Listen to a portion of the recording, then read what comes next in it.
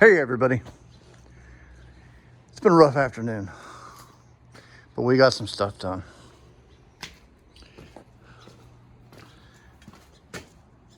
Ooh,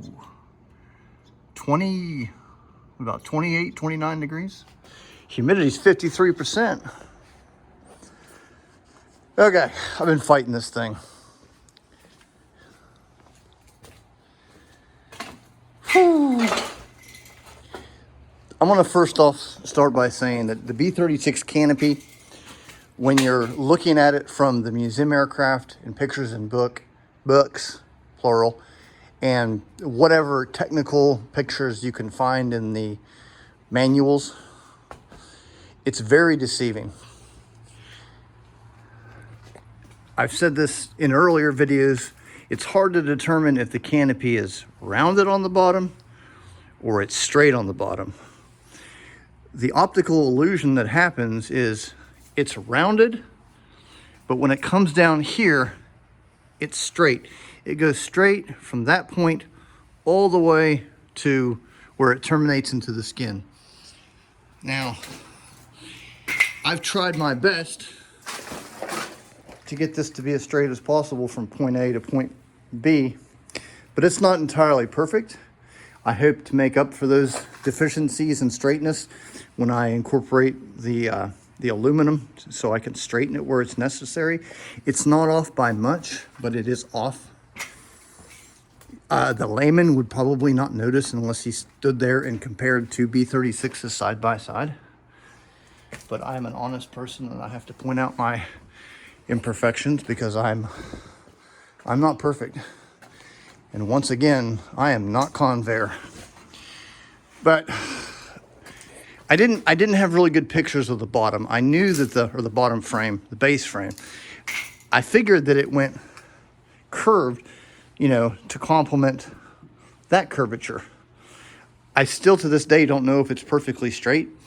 I've got some good crash site pictures that lead me to believe that it goes up like that to follow that. But one thing I do know is what I finished today, that this base frame terminates at Bulkhead 3.0, perfectly level with the rest of the aircraft. So that's what I've done today. I have been a cussing. See these lines really quick. I'm looking at the base frame is what I'm looking at right now, but it don't matter what you're looking at. And then this guy up top, I think that's about as perfect as it's going to get. This lateral was completely wrong, so I had to rip it out. I'll have to build it again, no problem.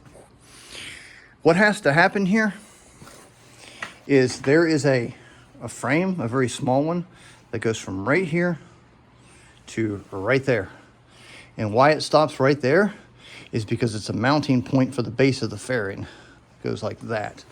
So my goal was I haven't done this frame yet, but I have done this one. My goal was to make sure that I had enough room between the fuselage skin that continues flat or straight and that point about right there. So if I grab my trusty ruler here and I stick him up there where he's held in by the frame, you can see, if I continue the line of the fuselage, that I've got enough room for about a 1 1/4 inch frame in there, which is perfect. And he's not very far behind. So that's exactly where it needs to be. And then there is another one right here. So if he was right there, which I don't have any, well, I kind of got a place to stick it up there.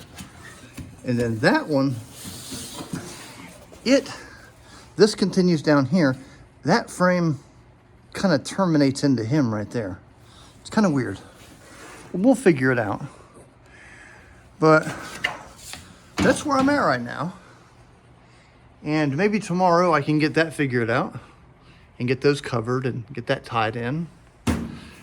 This has been a little bit of a mystery to me. Oh, I forgot to mention that I revised this I don't have the other one. Yeah, I do. Excuse me. I got the old one that I just temporarily built because I knew it had to go down there to hold it. It goes like this.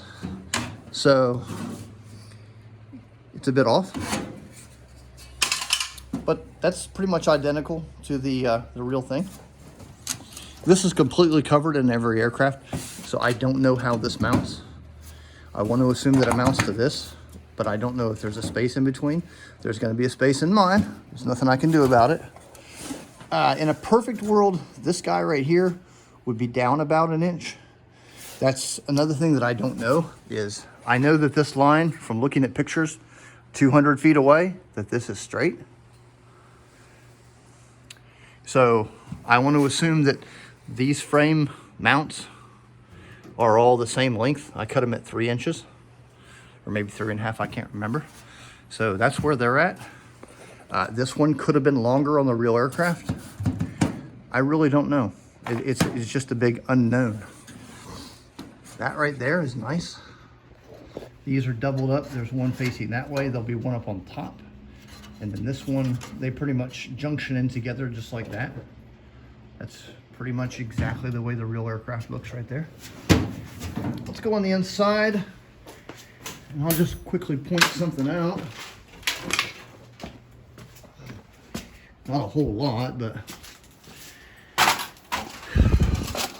it lends itself to my accuracy in that this vent goes straight and then it goes up right behind that frame right there.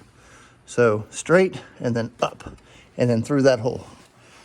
And then I don't have the little mock-up that I had, but he connects in right there. And that tube barely clears that canopy mount that's right there. So it's looking really good. I'm really pleased with it. Another problem that I have is this whole area, all the B-36s in the world, you can't access this area unless you got a truck to lift you up there or a crane or whatever. So I just got to go with pictures. But one thing I do know is the canopy continues flat into there. It's pretty much like that. Pretty much like that. And then this goes down about 6 inches. Connects right there. So the pictures that I can see and all the books and the photographs and whatnot, everything looks great. That angle is less up there on the top. Kind of gets bigger. Then it kind of drops down to those guys right there. So yeah, I'm glad I'm getting somewhere with that because I have not been looking forward to it whatsoever. Whew. I'll see y'all next time.